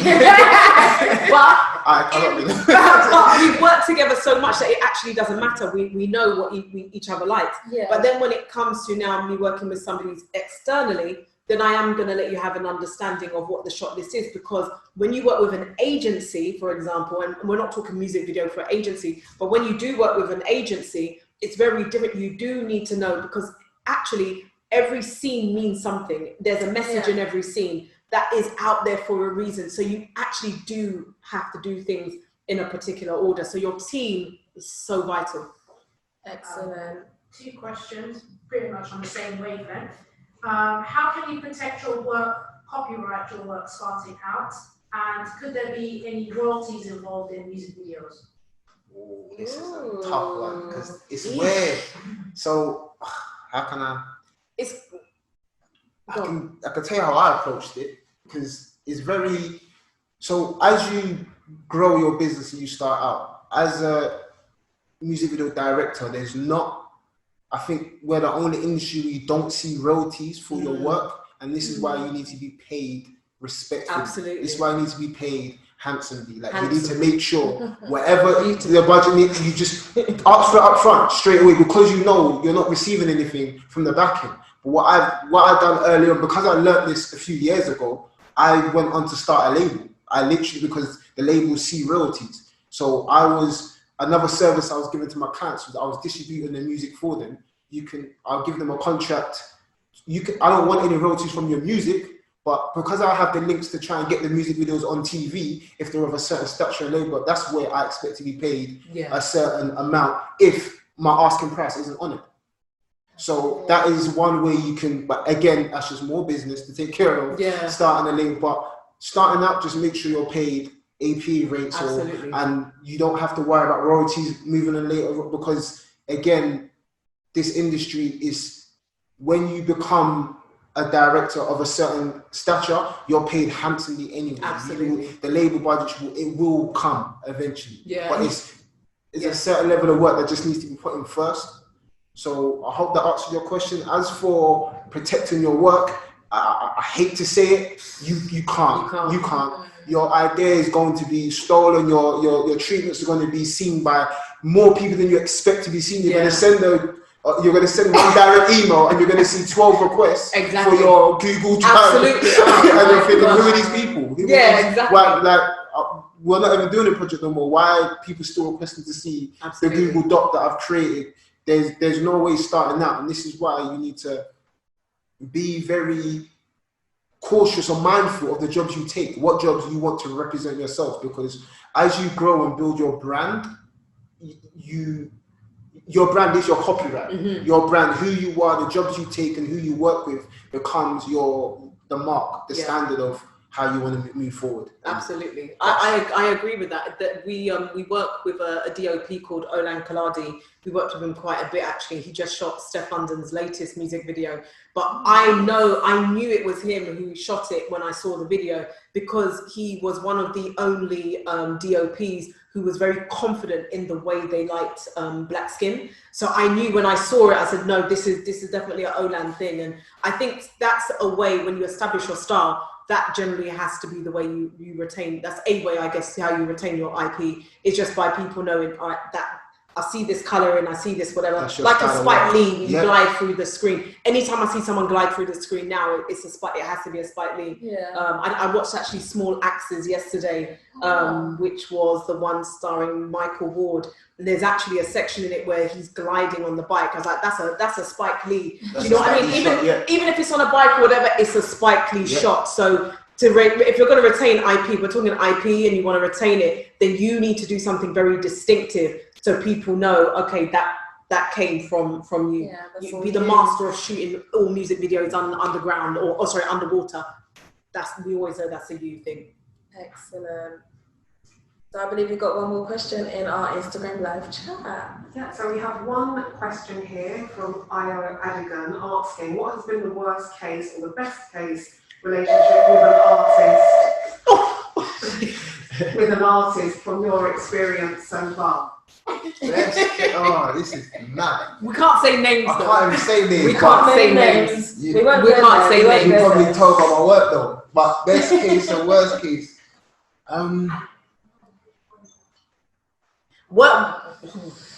Worst case for us. Worst case for us. Not saying any names. This was it actually was exactly this time last year. I still have nightmares from it, a bit bitter still about it. But we don't even say the artist's name in the studio anymore, not allowed, it's banned. No. But we had a situation where followed protocol, so everything was signed off, location was looked into, signed off. For many reasons with regards to the artist, then we had to change the date and stuff with regards to filming. But on the actual day, the artist came in, signed everything off, really, really liked it. But for some reason, the director who the artist usually works with wasn't happy with the fact that we were the production company who had now taken over and had other projects in the pipeline. Oh, wow. And the whole self-destruction just started happening from just, I don't like that set, I don't like this, and that was from the director, I don't like this. And actually we're all on the same side. We had numerous meetings of signing things off, and it just started to unfold. And the best thing about your producers in that time is really how they manage themselves, how they conduct themselves, because just because someone is being self-destructive, I don't think you don't bite back. Yeah, I think you have to really have a think about what is going on, what could happen. And in that moment, the artist walked off set. They walked off set, and then we heard about a week or so later that the artist tried to shoot the same music video, and the same music video that they shot, it ended up being worse than what they shot with us. They built a prop, and which was basically a swimming pool. That swimming pool burst all over. It's called Karma, honey. Anyway, that swimming pool burst, and it just caused havoc. So, and that went on for so long. There was like insurance claims and all sorts of stuff. But how it worked out is for us and our production company, we were insured, we were protected. Even though the artist walked off, we received all our money back, not a problem. But the second time they tried to shoot it, because of those problems, and then they had to claim insurance again, they then weren't able to claim insurance, because you can't claim insurance twice for the same music video.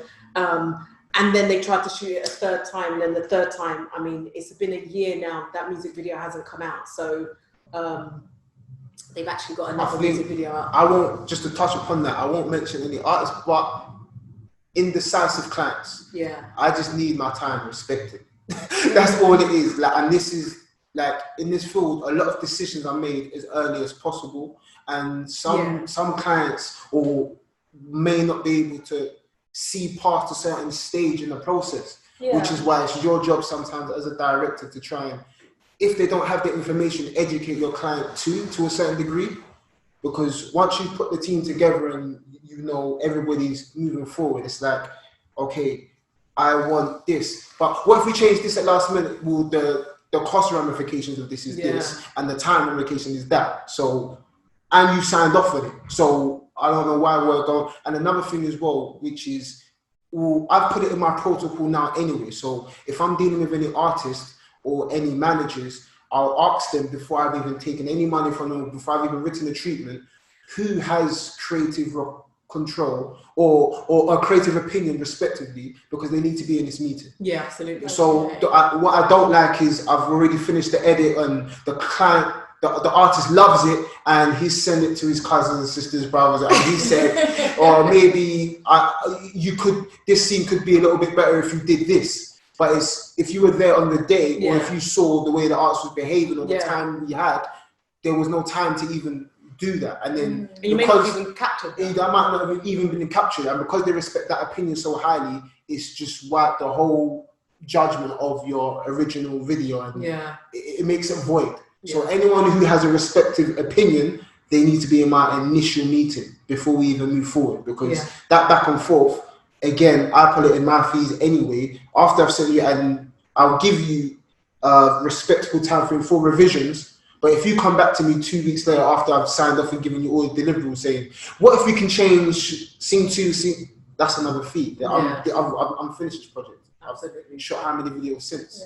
So that's something you need to, I try to get on as early as possible with clients, because they will always try and move the goalposts. And you need to be just as thorough and let them know that can't be done at this stage. So it's communicating each stage with them moving forward. Let's talk about the shoot day. How do you find the shoot day? For me, I always find there is if call time is 9 o'clock, I'll be there 8 o'clock. Generally, call time is not really 9, but generally call time is like 8. You'll see I'll be there most probably 7 o'clock. Production team will be there, so assistant producers, coordinators, runners. You'll most probably have heads of each department will most probably be there setting up. Sometimes if it is a set that needs to be built, then that team, if it's your art direction or your art team, they most probably would have come in the day before or a couple of days before. They might just, depending on the budget, might just be there 6 a.m. in the morning, just setting up and stuff. How do you normally find? So how I normally find is, again, it is, as long as I've taken care of pre-production very well, like the development of the project, the shoot day is, it's weird because I'm very meticulous. I just like things to go in a certain order. I am flexible if things do go wrong, but that's the whole reason we had a plan. So things don't go wrong. But if you're moving around scenes, or I always make the effort to explain, if scene 2 is going ahead of scene 3, we need to have enough time to do this or to do that, because it will always affect the final goal, will always affect. So on shoot day, I always make sure before the shoot day I've done recce's. I'll go to the location before so a recce is short for reconnaissance. You just go to a location before you film to see if it's available to film at, to just see the filming capabilities. I've got different levels of that depending for the client. So you've got one where you just turn up, look at a studio, look at a location, cool, I'll leave. Sometimes I'll go as far as, I call it a shooting recce. Sometimes you call it a test shoot. I'll turn up with my camera or even my phone and I'll take pictures, or I'll go through my shot list before I leave and before the day of the shoot. So then when I do get here, I've got everything. I've done this before, so it feels like second nature. It's just becoming more familiar as possible with the location on the day of the shoot. And it's like shooting your so turning up to a location scout or a recce. It's really good to shoot. Or it's really good to bring your lighting guy, so your gaffer.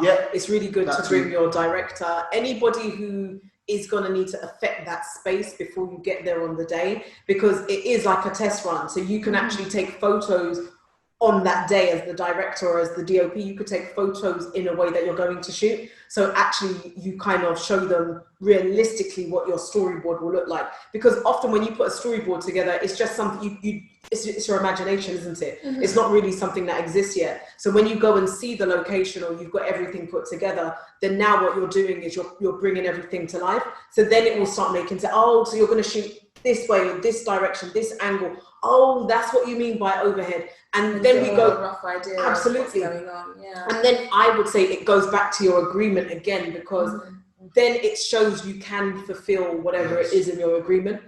Or if you don't think it can be fulfilled with regards to your agreement, you can just flag some things up and you can say, well, actually, you said you was going to put it like this, but can we do something else? Is there any tricks that you can do with regards to that, so then actually we can fulfill what it is we're doing? So definitely with regards to the location scouts, I would always take photos in a way, if I'm the director or if I'm the cameraman, just take photos in the way that you're going to shoot, because it's always easier that way. Always easier that way in the shoot, baby. What else is there? You've also always got to have enough time for just things like set up. Yeah, that's another thing. Oh my God. Listen, no one has ever. The amount of times I've spoken with anybody in the team, and I just, oh, how long does it take you to set up in the morning? Oh, half an hour. I'm like, no, because you've got to allow for people to be late, even though you don't want no one to be late. You still have to allow for people to arrive late. You never know what's going to happen. Yeah, you don't know, because it's public transport. If we're getting there, it could be traffic, it could be anything. So you always want to allow people to get there late. You've also got, because sometimes people are just anxious, they've just got nerves, they're just not really sure about what's going to happen on the day. So you do need to allow people to get late. You need your whole team. If you have a whole team of people, 20 people, 30 people, sometimes when we shot feature films, you've got 150 people on set who have never met each other before. They don't know how to gel. You need to get them in. Yeah, you need to get them in to kind of thaw out, kind of become the reason why you chose them to be there in the first place. They've got to warm up. So sometimes if we're doing, especially if I'm doing a feature film, let alone a music video, you're looking at 2 to 3 hours, I would say, of just setting up. Whatever it is, just give a good 2 to 3 hours to set up, be late, not that I want you to be late, have some breakfast, start doing what it is that you and your team need to do, and that's really it. And I think the direction on that day needs to be very clear. What is your first setup? Because the worst thing is your whole art team are setting up the bedroom when you're meant to be shooting the living room, or out, and then you're just like, oh, because sometimes the reason why you're shooting certain locations is to do with the light. The sun goes down at a certain time, so I actually need to go and shoot that thing before then. I'm not allowed to shoot outside because we don't have permission to shoot outside at this time. There's always a reason for everything, and generally it's not always made up on the day. Yeah, it's been thought about long before in pre-production. So it's even with the setting up process, sometimes there's where you can creatively set up for multiple angles. I remember when we were doing the intent, I saw we had to, the first one, the set was, it took 3 hours, 3-4, the first intent, when we the derelict. Yeah. And it didn't make sense for the first 2 hours. I'm just seeing lights upon lights going up, and they set up for multiple scenes. But then I think we took care of probably, I don't know how much of the script was done. It just in that moment. But that was, obviously we had budget restrictions, there's a reason for everything, and it's making sure everyone communicates that with everyone else, because even though we're inside this location takes up 5 pages of the script, or you've got a location where this is multiple setups. Sometimes if you're very familiar with your equipment, like other DOPs, they can set up one room to look like this, or look bright, and then literally half an hour later, they've set it up for a complete different look or a different scene. And you just need to be able to go with the flow and understand, how can I utilize my time as well as the people around me as much as possible? So everyone's in unison when we're moving forward and working. And everyone needs to be on the same page. Absolutely.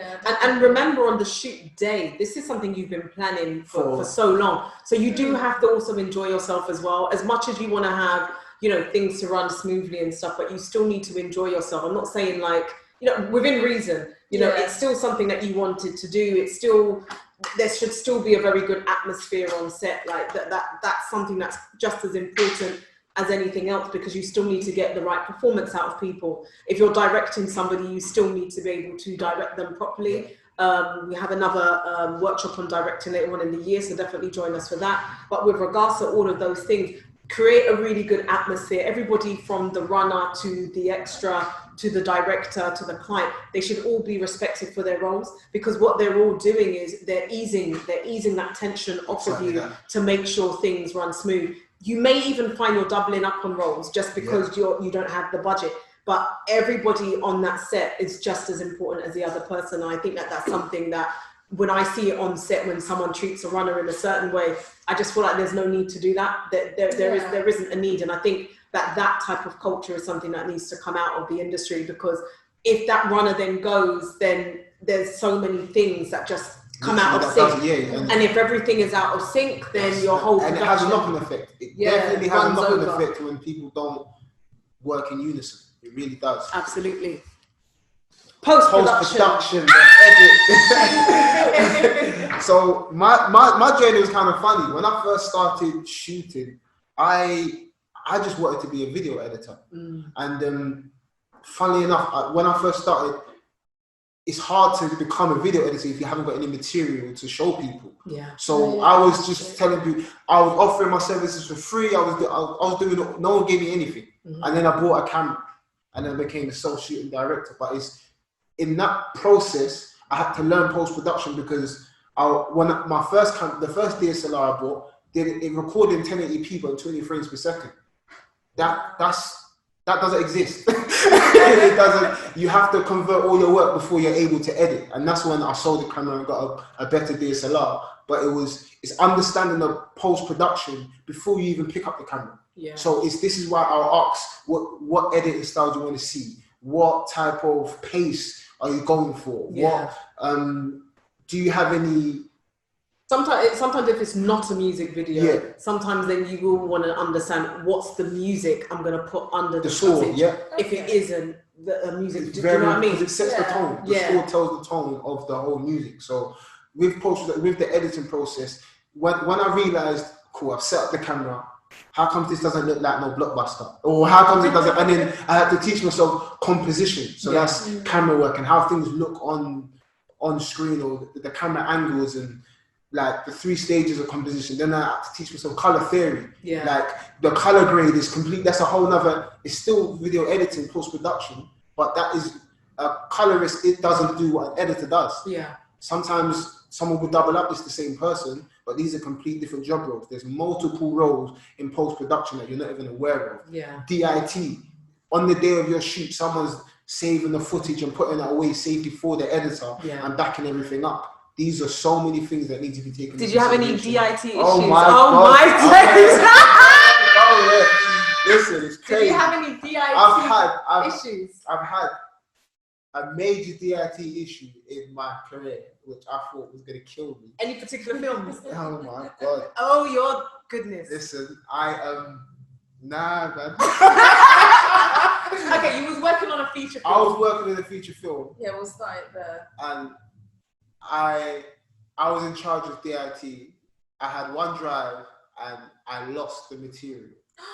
I lost the material for a feature film.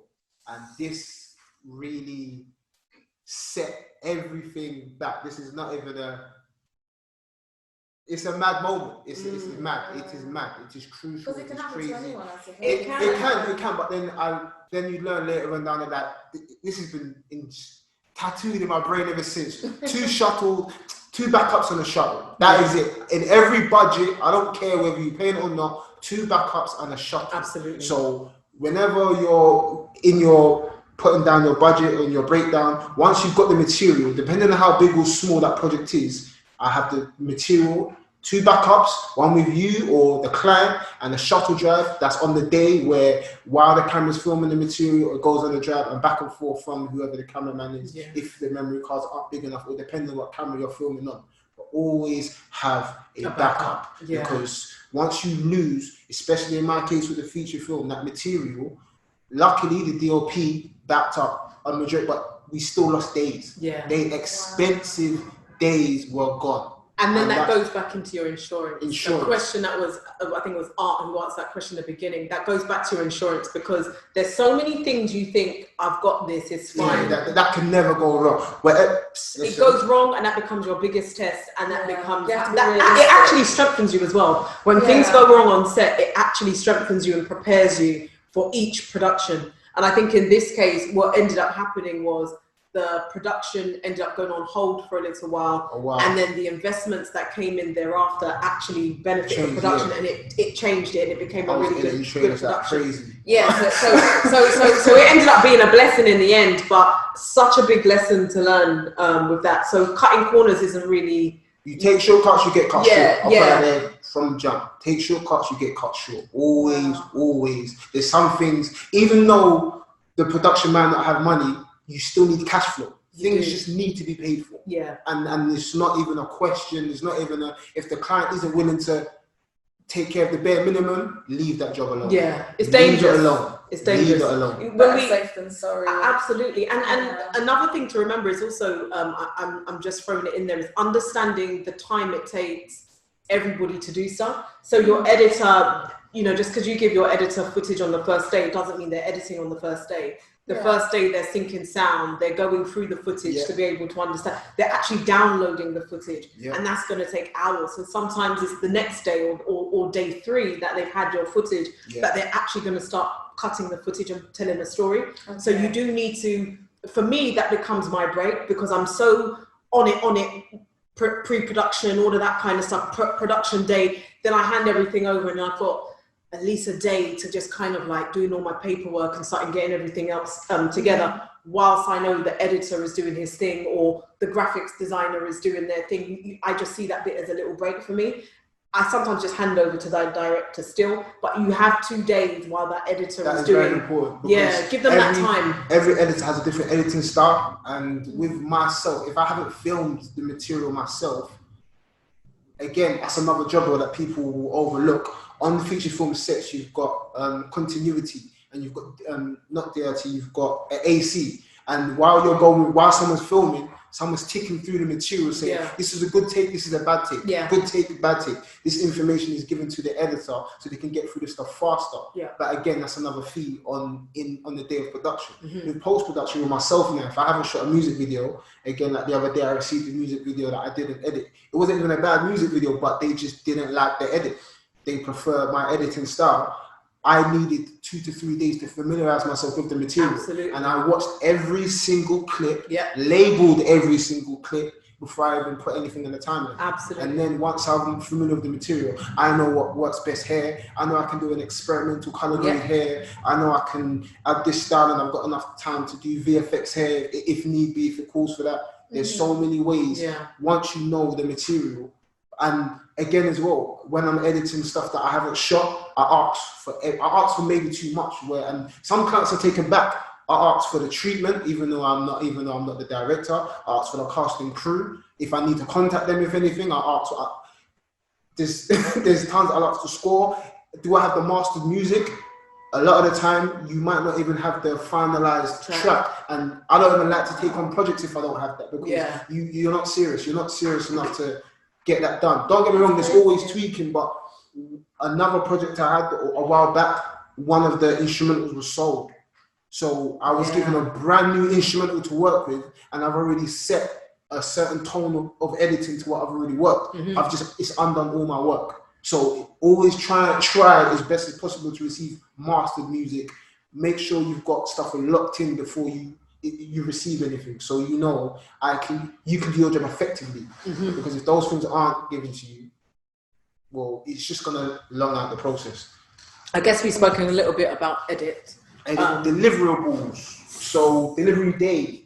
And that's a big the delivery day and your deliverables. So your deliverables is basically, once I've shot this, but also where are you putting it? Exhibition. So, exactly. So if I turn around and say I want a music video and it's only going to go on YouTube, then obviously I have an understanding of how long it's going to take me to export a project to YouTube. And your exporting time does take a while. So I think no matter what happens within your schedule, always add extra time. Don't have your editor delivering something on the actual day that it needs to be delivered. I would always have them deliver it a day before, a couple of days before. So you've got that leeway. You have some leeway. And you have to troubleshoot.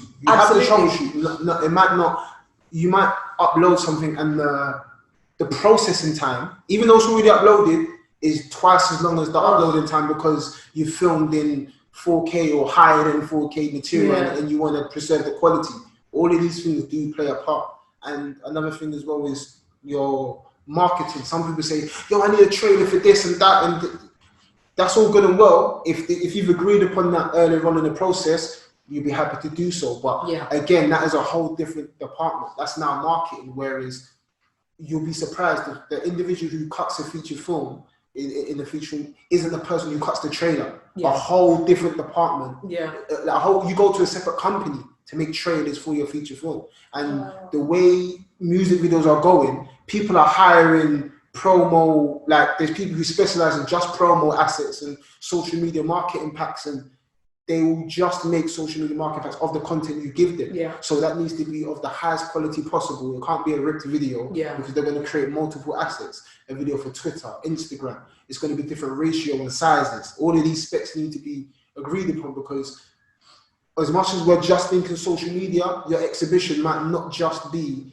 YouTube. It could be TV. Even if it's not TV, it could be on billboards. I've done a number of projects where I didn't even shoot direct the videos. I was just doing a number of edits for billboards. So for Morley's, for barbershops, for actual, and the specs are completely different because they're on rotation throughout the day. So they need to be of a certain quality, a certain ProRes.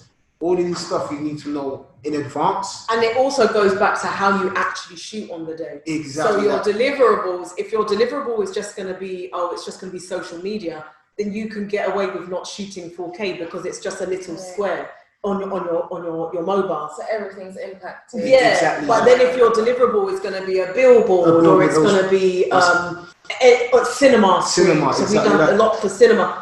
You have to shoot. The specs change. Yeah, the specs change. And you have to overshoot so they can have the quality to put it in these places too. Because then all you'll have is like a low res something that gets blown up, which is fuzzy, and oh gosh, I forgot.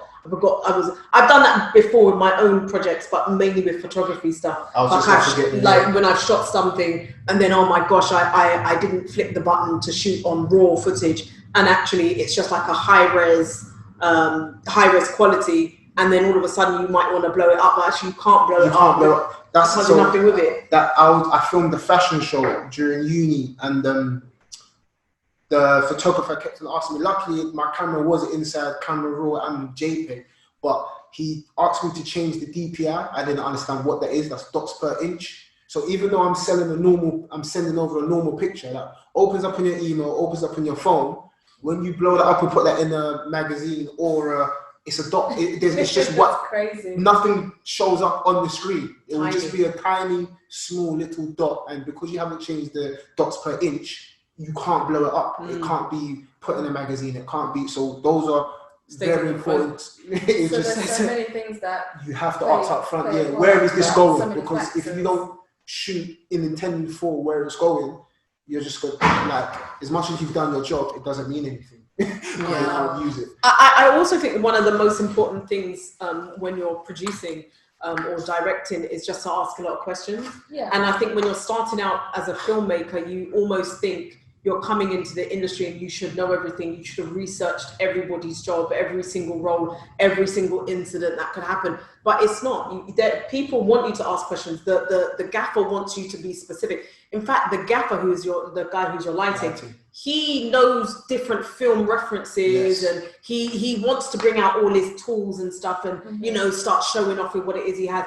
You would be better off saying to him, how do you think I should shoot it? Okay. The same with your cameraman. What do you think? There's nothing wrong. Be completely, no matter what role you could be on set as. This could be how to make a music video, and you're saying as a producer, how to make a music video as a director, how to make a music video. I am actually the artist. It could be any of those. I am the art director. You don't have to make the music video and have to be the producer all the time, but you're allowed to then jump roles and say, tell me, how do we work together? This is just be honest and open with those things. Versatility. Be open with it. I don't think you need to come to the table when it comes to creativity, knowing everything. And I think that's something that a lot of people think they have to do. We don't have to do that at all.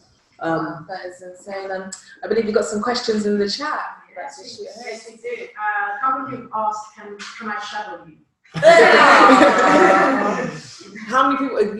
You can definitely shadow. We have loads of opportunities to shadow here at Renaissance. So just drop us an email to creativeclinic@renaissance.london. So creativeclinic@renaissance.london, and you can definitely let us know your availability, and we can let you know what we have coming up. But we're very open to shadowing. I think that's how a lot of people get involved with us at Renaissance, is by shadowing. I would only just say is when you shadow me, sometimes I'm quite a serious shadower. So just as long as you can put up with me, then we're good. It's not really the other way around. I'm happy for you, but as long as you can put up with me, then you're good. It's not as bad as she's saying. Yeah, well, that's how I came in the game anyway. So I literally, I remember there's an online show called Cut the Chat, and I literally saw that. I just saw an episode online one day, and I found a barbershop, and I just went to the barbershop one day and went back and forth with the director, Damon, and Darwood, and then he introduced me to the team, and that's literally where I met Tamara, probably 8-9 years ago. So and they had the live show at Roundhouse, and that's literally, how many cameras do you have? Bring them with you. Yeah. And that's literally where I met everybody. I literally met everybody, and it's just being that keen and making sure. So, and I realized everyone had something going on, from Fabian to Victor to Femi to everyone had something going on, and I always just had a job. Because if I wasn't shadowing one day, I was shadowing over here, and then it just accumulated and it just intertwined with a lot of stuff I was doing anyway. I think to add to that, the creative industry is one of the industries that you are able to be creative in. I mean, you're able to jump ship in. Do not enter this industry thinking you need to have everything together. You are allowed to experiment in this industry. You're allowed to look at shadowing people, and then from shadowing people, you're allowed to turn around and say, actually, I want to, you're allowed to shadow the editor, then shadow the cameraman, then shadow the producer, then shadow this person. That you are actually allowed to do that. There's not a problem in you doing those things. And I think okay to get things wrong. It's okay to get things wrong. I think that was a mistake that I basically made when I came into the industry, is I was just trying to have it all on. No, you can't do that. And I think as well, within the climate that we're in at the moment, more people are understanding you're allowed to make mistakes. I think within this industry, I think that's what is a blessing to this industry as well, is that you can have a taste of everything and say, actually, I'm dipping out. I'm going to use those skills. I'm going to become a doctor, a lawyer, because there's actually key skills that you can use, which are just life skills that you can use from this industry. Just to quickly add on to that, you will have to get a taste of everything. I was doing everything under the sun: weddings, music videos, short document, like any job that I was available to just try and do. And then once you get a taste of everything, you know what you don't like, and you just stop, and then you focus on what you're good at and where your strengths lie. So literally just shoot, stay crazy, stay creative, just keep getting work out there. I think we'll take one more question and then we'll show some showreels. Excellent. So one's asked, what's your opinion of being asked to work for free? It happens a lot to a lot of beginners, with the excuse of network building your portfolio. Even though there's a lot of work under working for free, a lot of people starting out to feel like they're being taken advantage of. So how would you combat that? But that's where I think that I don't think there's anything wrong with working for free. I think the issue is when So if someone says to you, I've got an opportunity, I want you to jump on set. You need to know what you want to get out of it. But I don't think you keep working for free. I think that's really the difference. I think you enter into it as you want something from it, but then how many of those are you going to do? Like you need to understand I've done 3 of these working for frees. I have an understanding now, and the thing is, when you're on set so long, you're definitely going to pick it up, because a lot of the tasks you do are repetitive. So you do this like 3 to 5 times now. Okay, you've done that. At some point, you're going to start asking for your expenses. You're going to start asking for lunch. Do you know what I mean? You're going to start being more valued as a member of the team. After you've been doing something like that, now we're going to start negotiating some sort of a day rate. But you have to be aware of what you bring to the table. Don't not bring anything to the table and you're turning up late and you're doing, and then at the same time you need to make sure that you bring something to the table so that you are a valid team member. Build a reputation. Absolutely. Just to add on to that as well, it's extremely important. Know what you want to receive from that situation. So if you're going to say you're going to work for free, put a time limit on it. I'm only going to work for free for how many jobs, or for this many months, or X, Y, and Z. And then once you know you've developed enough skills, then you can actively do the work that you're trying out to do. Then so be it. As for working for free, if you're doing physical work or production, then you need to have different conversations. Who owns the project? If you don't own a project, or your story or your creativity isn't being executed, or someone's not footing the bill for you to tell an amazing story, you shouldn't be working for free, because you can do that yourself anyway. There's so much you can do yourself without anyone else, and it don't feel like that at the moment. Literally, you'd be surprised. But when you sit on ideas so long, you realize I could have executed that in the time of this and that. So you literally just need to get stuck in. Do work for free for a certain amount of time and for certain individuals, but make sure there's an even exchange in that. And start creating as well. If you're, I know we've got our last 5 minutes. We want to ideally show you Stuart's first ever music video. We're doing that. And then his more up to date ones. But I would say, just in general, just bringing everything back to how to make a music video, and if you're doing it in isolation, and if you're on a budget, or you're not really sure how to start. You can always start with yourself being the subject. You can start with your friends being the subject. You can use your house. You can use your mobile phone. You can use apps that you can download, like your little Snapchat or your TikTok, or you can use your Instagram, and then you can start editing these kind of things down yourself. I know it might sound like, but that's not how I want it. It's a bit cheap. But you may as well start there and learn a style or do something. Then someone turn around and say, okay, look, here's $1,000. I want you to shoot a music video. And then you do something like you're shooting the video and you forgot to press record. Or do you know what I mean? Like those kind of things. So you may as well start somewhere. Do you know what I mean? Start somewhere, and then you can learn how you work. Because you may think, given the opportunity, I'm just amazing. But given the opportunity, we do sometimes freeze. Given the opportunity, we do sometimes overthink things. So I really do think the more you can just lend your services to creating your portfolio with friends and family and using the resources that you have, don't be afraid to ask people as well, can I borrow your camera? Can we team up and do something? I want to do this and you want to do that. Why don't I become your producer and you become my director? Why don't you become this? Why don't we ask those questions? I don't think we need to be and have everything put together before we enter this industry. This is about growing. It's a growing process. And ideally, the Creative Clinic is going to be something that's going to allow you guys to see that. All right, to start with, I'm going to show you my first 4 music videos I've ever been paid for to do. These are,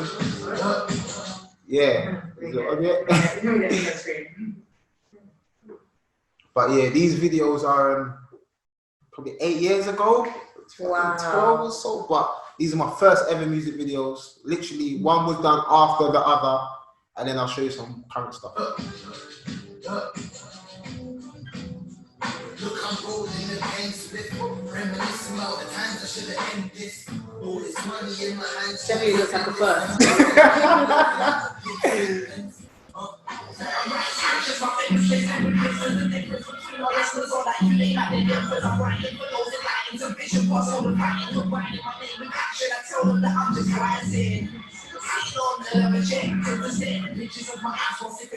Who told the money can't buy dreams? Spend $1 million on the house, that's my dreams. That's why you always end spinning out cream tea with that grind. Even though we slow money, even on the money, I want my full money. Don't take me for a joke, I ain't never fun. I rap for my cheese, and I rap for yours. I grab for my keys, you don't grab for yours. I grab for my jeans, you just hide yours. I slide with my beats, you ain't sliding yours. I'm what you know about the hustle. So yeah, those were very, I don't even mind showing that. As long as this video, as long as the next video is played effectively. So yeah, those are some of the first few videos, and the next ones are the most recent videos. Yeah. And what you do really well is you use a simple kit, but it's all about your accessories. I'm still wishing on a good life. In a form outside on a pushback. Mama told me get your books right. I get booked overseas, mama took flights. See this life that I live so unsatisfied anytime that I win, can't even 100K worth of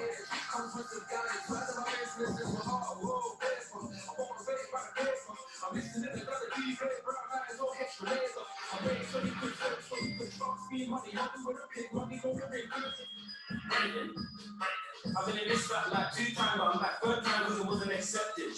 The landlord said that the bread was fried. You spoke like Besson. So you better get back to the drawing board and go get better and trust me. One time for a real G that's missing, 2 times for my donkeys in prison. And I told my brothers your vision. Work hard, they stick to that mission. Stepping up, being fresh. Cutting peas up with ass. Done with things that we stress.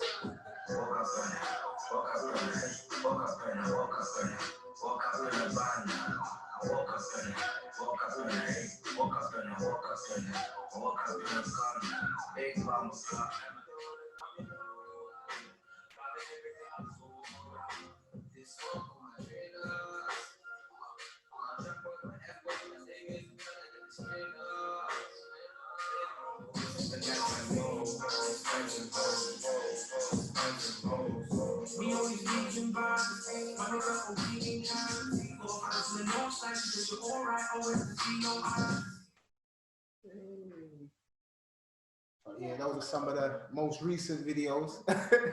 But you can see there's a massive change in their level. And again, don't worry to start from what you have, because that's literally, I've noticed that's what I've been doing and I'm currently still doing. Yeah. Like a lot of the time, you're not gonna have all the equipment you need or the lighting or the locations, but you still need to be creative. And this is where, as long as you educate yourself with the process of filmmaking, because the process doesn't change with whatever camera you have, whether you're filming from your phone, a DSLR, a Red Cam, an Arri, the process is still the same. You still need to make sure you've got the right crew. You still need to make sure you've got a concept. You still need to know you're shooting towards a shot list. Post-production needs to be implemented and put in place. So yeah, I think if any more questions, might be a few. Before we wrap up. I will say my favourite is maybe my favourite. This is a gimbal. This is some equipment you can use. This is a DJI Ronin. Very popular. A lot of people use. Again, you've noticed in some of the videos I've used them. Some of them I don't like.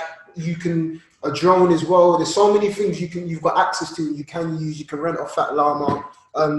Gimbals come in different shapes and sizes. So this is a larger gimbal, and this is another gimbal. So a Mozo, you've got a Movi, you've got a DJI Ronin M, which is similar like this. It's very lightweight, compact, and it does exactly the same thing as your gimbal. And as you use bigger cameras, you're going to notice much more bigger gimbals for bigger cameras and cranes.